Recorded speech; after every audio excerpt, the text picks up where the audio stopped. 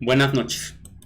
Les voy a leer un texto de un diario español independiente que me pareció bastante interesante. En concreto pertenece a CTXT y lleva por título: El relato oficial del coronavirus oculta una crisis sistemática. Todo parece indicar que esta epidemia representa una ocasión ideal para justificar la recesión económica capitalista que se acerca. Disculpen. Fue escrito por Joan Benach el 10 de marzo del 2020. De entrada nos muestra una imagen que dice: queremos transmitir un mensaje de calma a la población. El gobierno ha activado todos los sistemas de pánico disponibles. Ya la imagen dice bastante, ¿no? La imagen es de Malagón. Les voy a leer el texto de corrido y al final pues, hago un comentario breve, ¿no? El nuevo coronavirus SARS-CoV-2 tiene muchas caras. La faceta relacionada con la salud lleva semanas siendo minuciosamente examinada, o mejor dicho, escrutada por los medios de comunicación. Desde la última semana de enero hasta el momento de escribir este texto el 9 de marzo, el coronavirus ha infectado de forma reconocida a más de 114,000 personas en más de 100 países. Ha causado la muerte de más de 4,000 individuos, y es más que probable que varios miles de fallecimientos más engrosen la cuenta en las próximas semanas o meses, en lo que ya se prevé será una pandemia. Sin lugar a dudas, es un problema de salud serio, pero no el más importante, tal vez ni siquiera el más urgente. Un ejemplo de ello es la tasa de letalidad estimada en un 3,4%, lo que se puede comparar con el 11% en el caso del SARS, que es el síndrome respiratorio agudo grave, o el 34% del MERS, que es el síndrome respiratorio del Oriente Medio. Pensemos además que cada día mueren en promedio en España más de 1,100 personas de causas muy diversas, y que la gripe común causa anualmente en nuestro país entre 6,000 y 15,000 muertes. No sabemos cuánta gente está infectada por el coronavirus, pero parece muy probable que un elevado porcentaje de casos pase desapercibido, con una sintomatología inadvertida o no registrada, lo que implicaría que la tasa de letalidad real sería bastante menor de la registrada hasta el momento. Ello no significa, sin embargo, que el coronavirus no sea un tema de salud relevante o incluso preocupante. En primer lugar, la mortalidad generada por el COVID-19 en los grupos de edad más avanzados o en las personas con patologías previas es alta, cerca del 15% en mayores de 80 años, y su morbilidad y afectación general de salud puede ser importante. En segundo lugar, tiene una elevada contagiosidad, lo que genera un problema de salud pública destacado en muchos países y potencialmente para todos. China, Corea del Sur, Japón, Irán e Italia son hasta el momento los más afectados, y aunque el riesgo de mortalidad sea bajo, dado que el potencial número de afectados podría llegar a ser muy elevado, esto podría llegar a implicar un recuento total de muertes muy alto. Y tercero, el impacto de la epidemia sobre el sistema sanitario puede ser muy relevante por razones diversas. El periodo de incubación en que las personas son contagiosas es de 5 días. El número de casos es exponencial. Un porcentaje elevado requerirá hospitalización, bien sea por su situación clínica, vigilancia o aislamiento.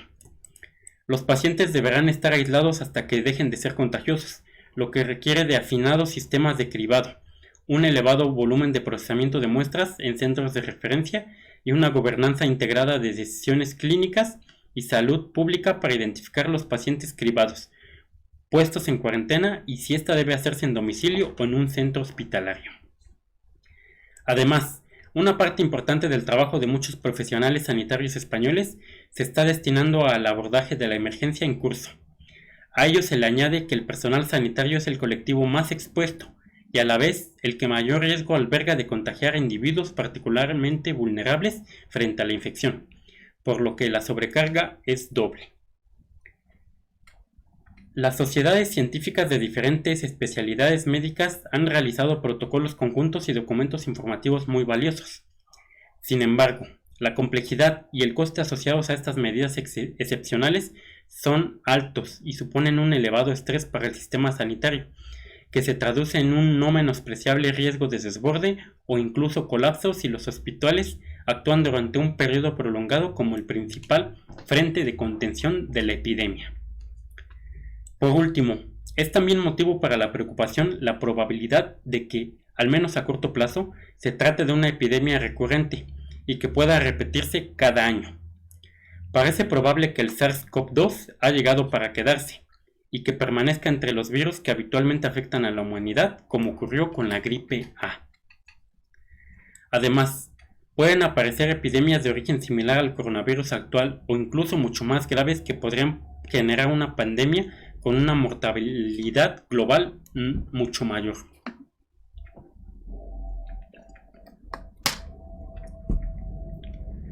No hay olvidar que la causa del actual brote epidémico y de otros previos como el SARS-CoV en 2002, la gripe aviar H5N1 en 2003, la gripe porcina H1N1 en 2009, el MERS-CoV en 2012, el ébola en 2013 o el Zika en 2015, radica en gran medida en la compleja transmisión a través de animales relacionada con el desarrollo de una agricultura y avicultura intensivas y de un creciente mercado y consumo de animales salvajes y exóticos. A ello se une la capacidad actual de extensión de epidemias debido a la falta de higiene y recursos adecuados invertidos en salud pública, la densidad urbana y la globalización turística, entre otros factores. La globalización ha transformado la relación entre humanos y virus, donde lo local es global y lo global es local. Muchos países no tienen sistemas de salud pública efectivos para hacer frente a los retos que se plantean, ni existe tampoco un sistema de salud pública global apropiado. En todo caso, la mayoría de los países con recursos sanitarios públicos efectivos y que han aplicado medidas drásticas como China, donde la ciudad de Wuhan, con 11 millones de habitantes, en la región de Hubei, con 58 millones, lleva desde finales de enero en una cuarentena draconiana, o Japón, que ha cerrado colegios durante semanas, o Italia y España, que progresivamente están ampliando el territorio de control y contención del coronavirus. Deberán ser capaces de contener la epidemia en un tiempo relativamente breve, evitando así que el impacto en la salud colectiva se agrave con el paso del tiempo. Una situación bien diferente puede ocurrir en muchos países pobres, con los sistemas sanitarios muy débiles y con determinantes sociales de la salud muy deficientes. Pobreza, hacinamiento urbano, sistemas de aguas residuales defectuosos o inexistentes, negligencia de la industria farmacéutica, sistema de salud pública débiles, dietas alimentarias deficientes, etc. Es el caso de muchos países africanos, donde el riesgo de que la epidemia cause daños muy notables o incluso extremos es elevado. Pero si el problema de salud pública no es necesariamente tan extremadamente alarmante como se presenta en los medios, ¿por qué entonces se trata a esta epidemia como una cuestión que merece una atención casi exclusiva y con un seguimiento a tiempo real? El COVID-19 no es solo un problema de salud global, sino también un problema con otras caras interconectadas de tipo económico, ecológico y social. Estas lo convierten de hecho en un problema sistémico y político sobre el que conviene reflexionar. Desde el punto de vista económico, según numerosos analistas, consultoras o auditoras como Deloitte, el FMI o la OECD, la epidemia ha contribuido a frenar la economía generando un menor crecimiento y un descenso en la producción, comercio, consumo, turismo y transporte, o incluso la caída de las bolsas. Las fábricas y negocios cierran, millones de personas no realizan sus viajes habituales, se promueve el teletrabajo, la videoconferencia o la posibilidad de una mayor producción local para proteger las cadenas de suministro, amén de una fuerte subida en los precios de los productos como los geles desinfectantes o las mascarillas. En una economía tan interdependiente, caótica y frágil como el capitalismo, donde la incertidumbre, la especulación y la constante búsqueda del beneficio son esenciales, las complejas consecuencias sistémicas futuras son una incógnita, pero todo apunta a la posibilidad de una cercana y grave recesión económica. Desde el punto de vista ecológico, estrechamente conectado con la economía, el frenazo económico ha reducido el consumo de combustibles fósiles, la emisión de CO2 y la contaminación del aire. Por ejemplo, en China se ha reducido el consumo de petróleo notablemente y las emisiones de gases en un 25%. Lo mismo ocurrirá en otros muchos países.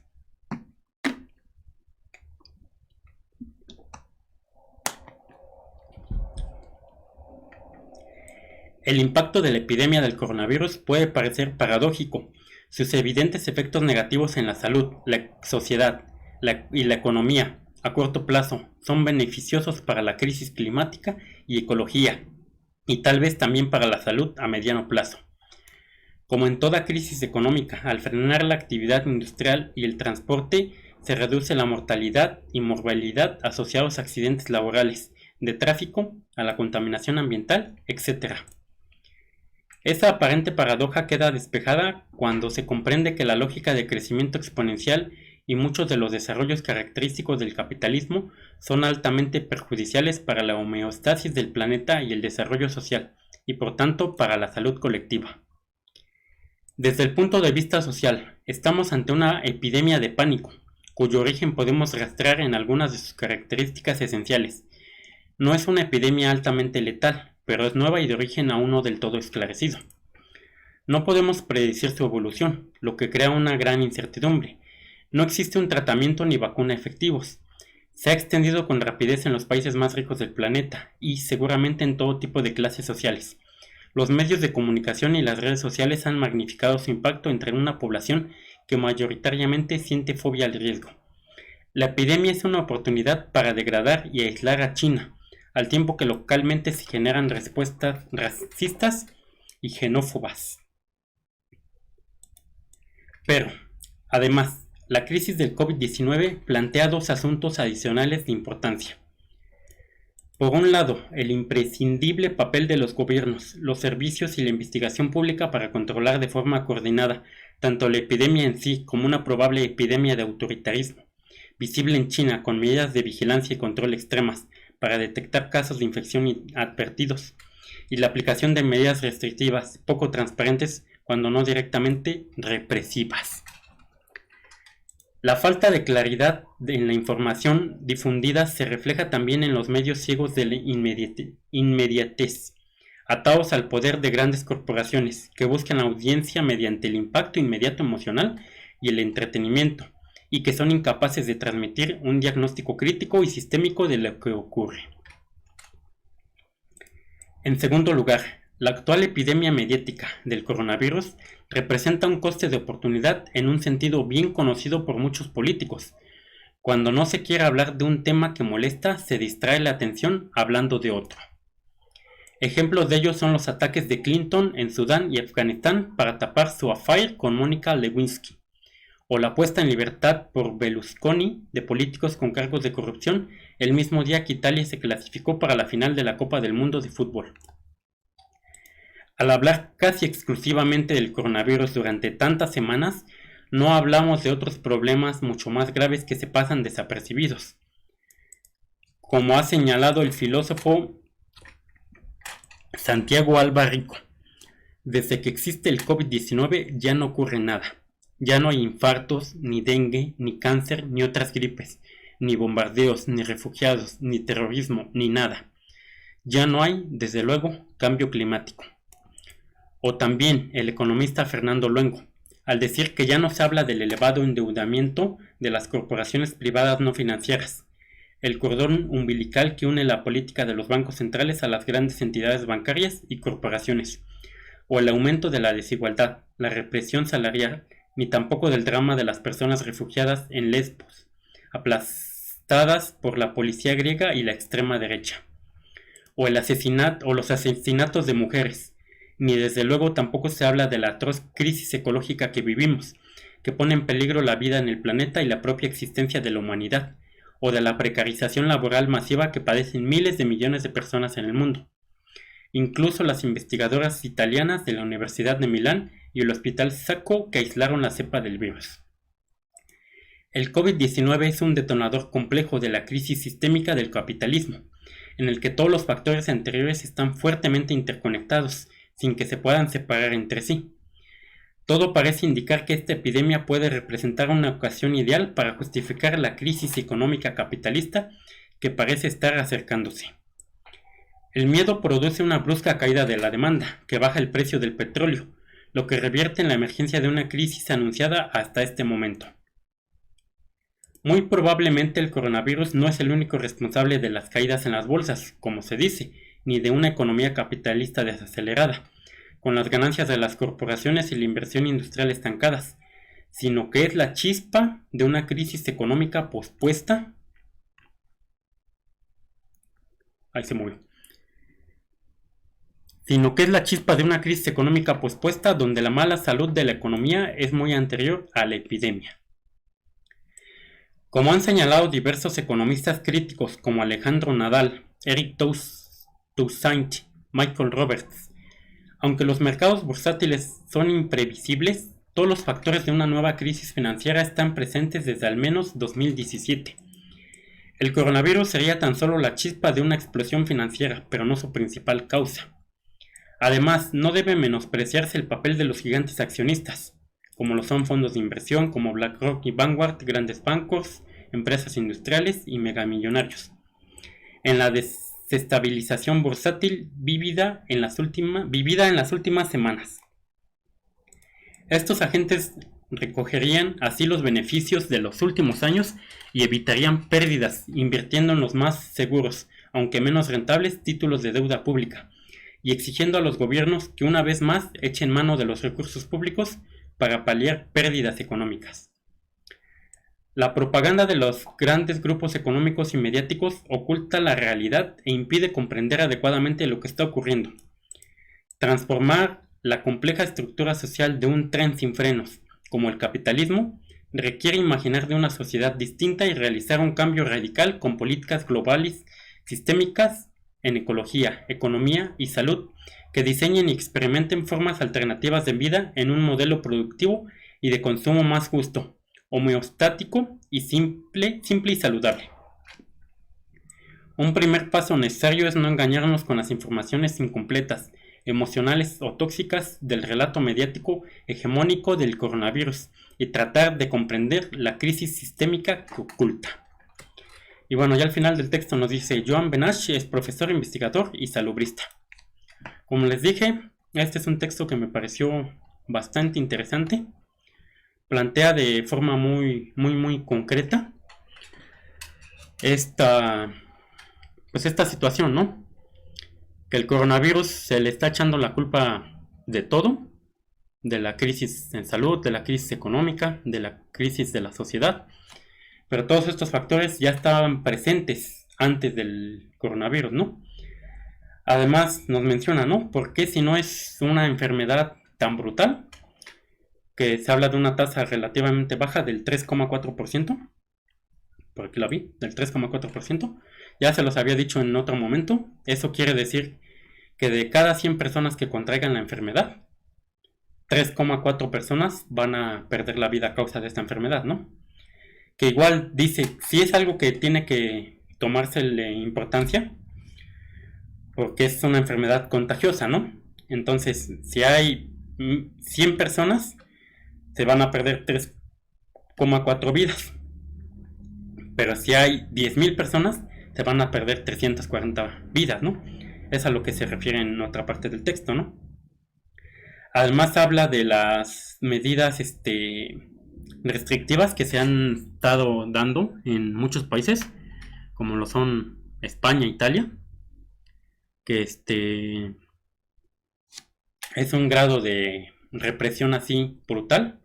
Ya se los había mencionado yo, bajo el argumento de una crisis sanitaria, se decretó un toque de queda. Están literalmente forzando a las personas a que no salgan de sus casas, bajo ese argumento, ¿no? De que, es por tu seguridad, es para que detener esta horrible pandemia, ¿no? Todo eso, ¿no? Todo eso, pues ya lo menciona, ¿no? En el texto, ¿no?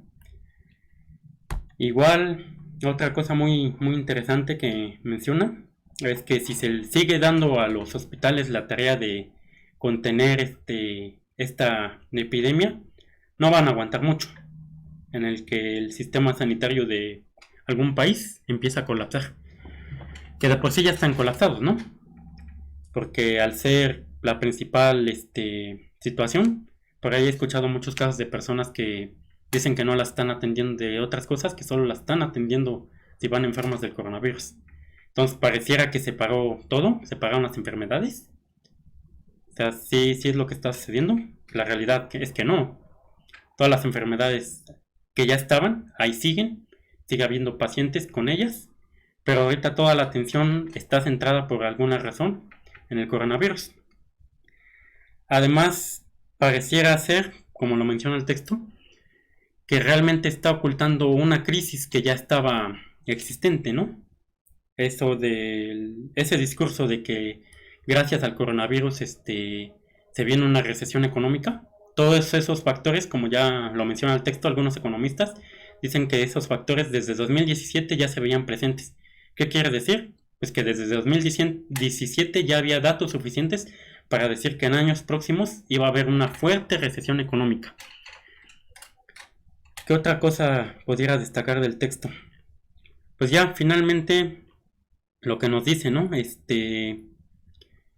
Otra cosa sería eso, ¿no? Antes de destacar ya lo último, lo que nos mencionó al final del texto, ¿no? Que muchos grandes corporaciones multimillonarios y todo, quizás se dieron cuenta de la posible recesión, invirtieron en cosas de menos riesgo, retiraron las ganancias de todas las últimas ganancias que iba a haber de las empresas, y apenas entra el coronavirus, pues ya las empresas empiezan a entrar en crisis y todo, inmediatamente llegan a hacer lo que saben hacer, ¿no? Híjole, pues échanos la mano, ¿no? Échanos la mano como el gobierno. Nosotros somos las empresas, generamos empleos. No nos dejes perdernos, ¿no? No dejes que caigamos en bancarrota. Que es un rescate económico, ¿no? Básicamente los rescates económicos es eso. Aunque las empresas sean privadas, bueno, los rescates a empresas privadas, aunque las empresas sean privadas, las ganancias son privadas. Todo está concentrado en pocas manos. Cuando se viene una posible pérdida o una caída en bancarrota, es cuando salen a chillar y decir, híjole, vamos a caer en bancarrota, agarrar recursos públicos para reinyectarnos capital y salvarnos, ¿no? Que es lo que se acostumbra a hacer aquí en el sistema económico, ¿no? Y ya, finalmente lo más resaltante del texto, pues es la crisis sistemática, ¿no? Todo lo que está ocurriendo en torno ¿cómo decirlo?